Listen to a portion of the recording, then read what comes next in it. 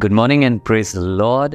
आप सभी को जो हमारे संग आज की सुबह फिर से ज्वाइन हो रहे हैं, हम गॉड मिनिस्ट्रीज की तरफ से आपका खैर मकदम करना चाहते हैं, आपको वेलकम करना चाहते हैं और इस दिन के लिए हम खुदावंद के शुक्रगुजार हैं।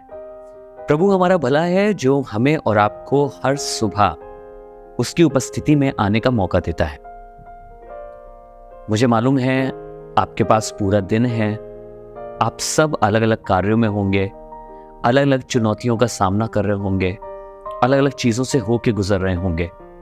हम सबकी परिस्थितियां अलग होंगी, पर इसके बावजूद आपको बताना चाहता हूं वो एक खुदावंद हमारे और आपकी हर परिस्थिति के लिए काफी है। I praise God for this morning that He has given us this time once again to come into His presence and to receive from His word. I know that you all are going to face different challenges in this day. We are going to face different things throughout the day that we are going to face now.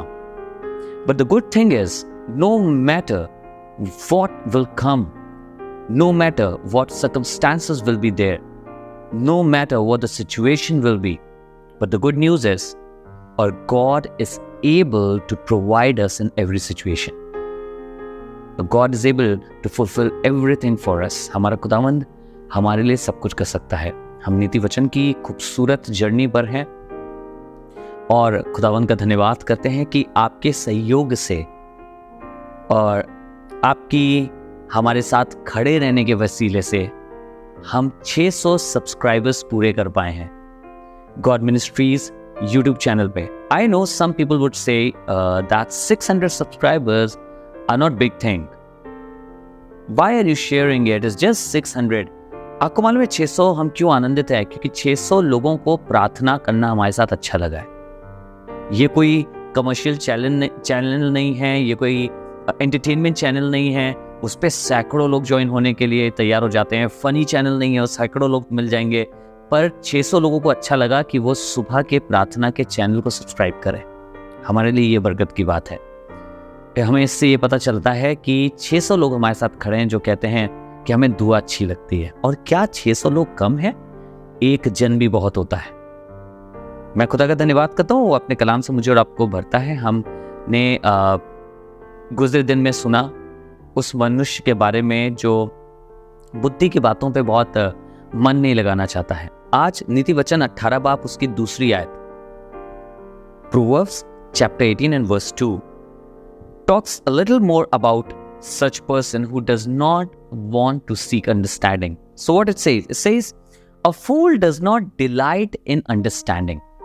It says a fool does not delight in understanding, but only wants to show off his opinion. लिखा है, हिंदी में भी आपके सामने पढ़ूंगा इसको। लिखा है, और सब प्रकार की खरी बुद्धि से वो बैर करता है। एक मूर्ख व्यक्ति के विषय में बात हो रही है। वो सब प्रकार की बुद्धि की बातों से बैर रखता है। मूर्ख का मन समझ की बातों में नहीं लगता, वो केवल अपने ही मन की बात प्रकट करना चाहता है। जो मूर्ख होता है या जो फूल होता है, उसका मन कभी बुद्धि की बातों में नहीं लगेगा, वो अपनी ही मन की बातों को प्रकट करना चाहता है।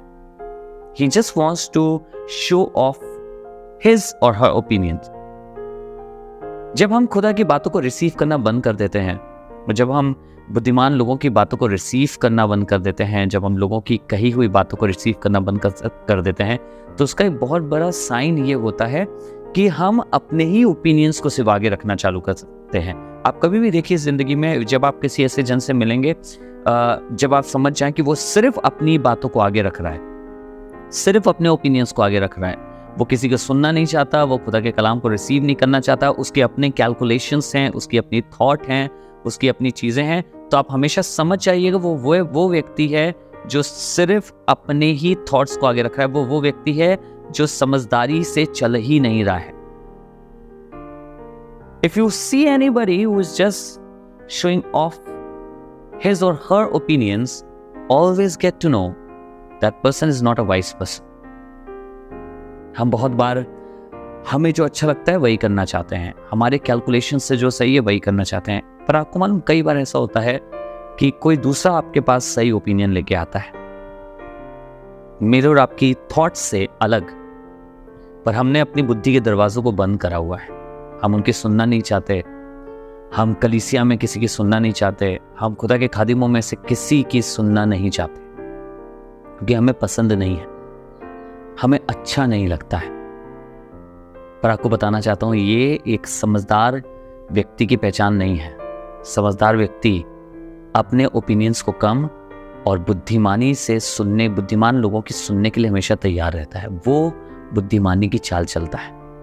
आइए मैं और आप भी आज देखें कौन मुझे और आपको बुद्धि से भर रहा है। खुदा का कलाम तो मुझे और आपको बुद्धि से भरने के लिए सदैव तैयार है। The word of God is always ready to bless us with wisdom, but are we ready to receive it? क्या हम तैयार हैं उसकी सुनने के लिए?